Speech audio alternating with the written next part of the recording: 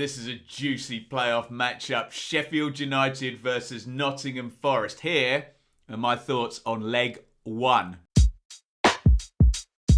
Now, people argue and debate a lot about the term big club, but this 4th against 5th playoff semi-final in the Championship pits two clubs who may well argue that their size, fan base and history is very much aligned with a return to Premier League football. Leg 1 takes place at Bramall Lane, 3 p.m. on Saturday, and yes, I will be there.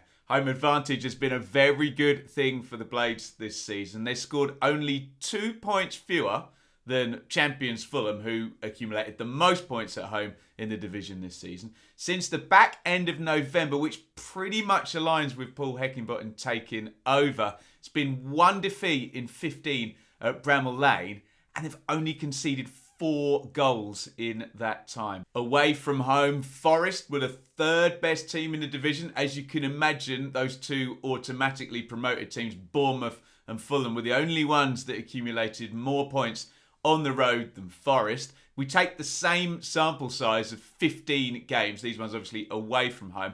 Forest points output is very, very good. It is worth noting, just in playoff terms though, that the 2 previous away defeats came at Luton and Bournemouth, sort of fellow top 6 teams. But maybe that's balanced out with the away win at Fulham in the same run. Now, one of those last 15 games involving Forest away and Sheffield United at home was at the start of March at Bramall Lane between Sheffield United and Nottingham Forest. It ended 1-1 with a 95th minute equaliser for Nottingham Forest. Now, yes, a goal that late does always have some element of chance to it, but the data did suggest on the night that Forest probably didn't deserve to lose that game. Now, I'm always looking for a tenuous way to ask you guys to hit the like button, so if you love a late goal, especially away from home, then hit like, support the channel and this video. Let's have a look then at Sheffield United's possible lineup here, and one of the first things that Paul Heckingbottom did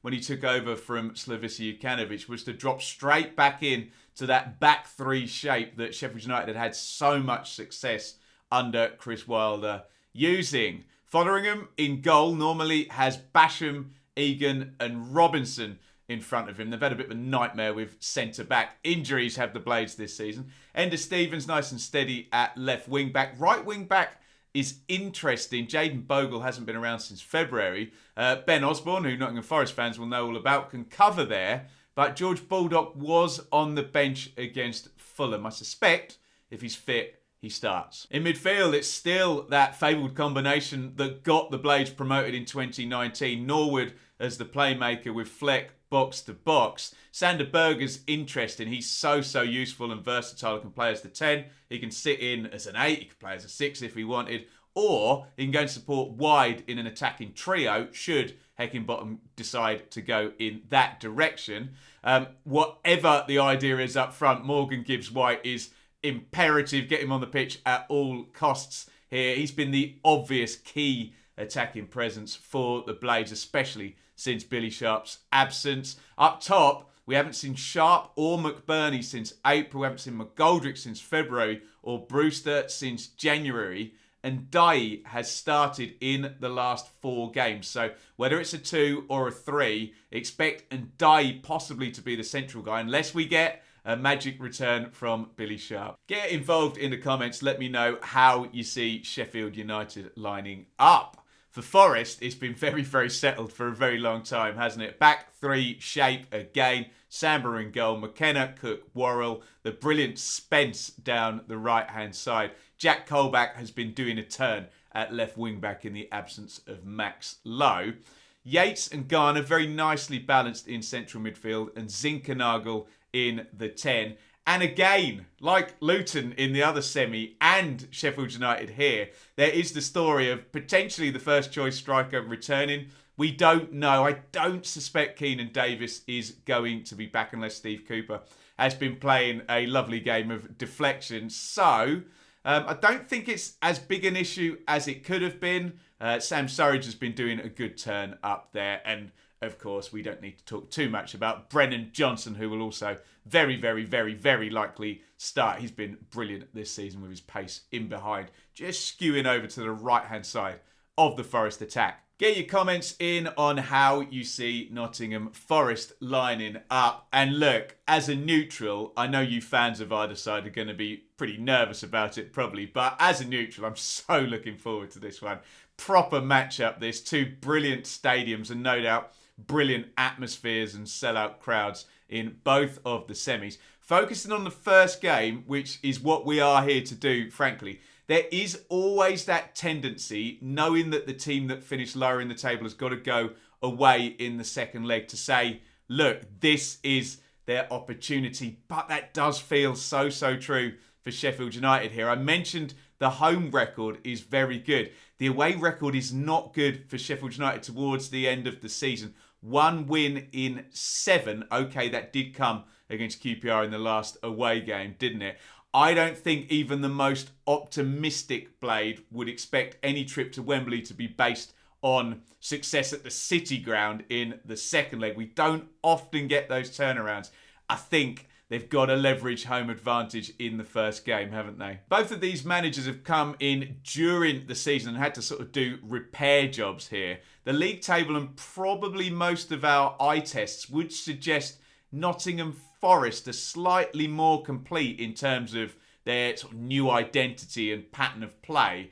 At Sheffield United, there's a bit more a sense of Heckingbottom going back to what worked before, adding a little bit and just trying to wring the sort of last drops out of what was there before even Jukanovic arrived. Feels like Sheffield United's quality is concentrated very heavily into 2 players. I'm talking about Sander Berge and Morgan Gibbs-White. They're both very, very good. And on the one hand, they can be match winners here for the Blades. On the other, Forest and Cooper can, of course, make a plan to try and stop those two. Although, look, it can be easier said than done with very good individuals. Possible target in terms of Forest would be Jack Colback. I know he's played well, but you're struggling to find an area of weakness in this Forest team at the moment. So maybe Gibbs-White and Berge will try and skew to the right and play in that area of the pitch if there's any marginal gains to be had anywhere in this tie. You'd think Sheffield United's way through to the City ground with a first leg lead would be through that brilliant home record, the brilliant defensive record at home, and some kind of goal involvement from Morgan Gibbs-White. That will be the plan, and then worry about the second leg after the fact. Forest, well, we all know the plan. We've seen it work since September, and not many people have been able to stop it. Solid defensively. Garner circulates very nicely. Zinkernagel is creative, good numbers there. Lethal right-hand side, Spence and Johnson together. They need to put the block on that, Sheffield United. I do think they're better with Keenan Davis. I have to say, he's a bit of an animal. You can flip that and say Sheffield United are better with Billy Sharp. But Surridge has stepped in very nicely for Forest of late. Get your predictions in down there via the comments. As ever, I know you love your team, so talk to me with this rather than this and tell me what you think is going to happen rather than what you hope is going to happen, and preferably why you think it's going to happen. Let's get a good discussion as to how this game could map out and how it could be won and lost down there in the comments. Look, like the league game, I think it's going to be tight. I have to say, sorry Blades fans, I've got Forest as favourites for the tie over 2 legs. A Forest win here or a draw, and I'm completely doubling down. There'll be hot favourites going into the City ground. However, a Blades win in the first leg seems imperative, doesn't it? And it doesn't seem implausible given their excellent home record, although I do think they need a tune out of probably both Berge and Gibbs-White in this game in order to get that. I absolutely can't wait for this one. I'm going to be at the game on Saturday, so if anybody does want to buy me free adult beverages, please feel free to do so.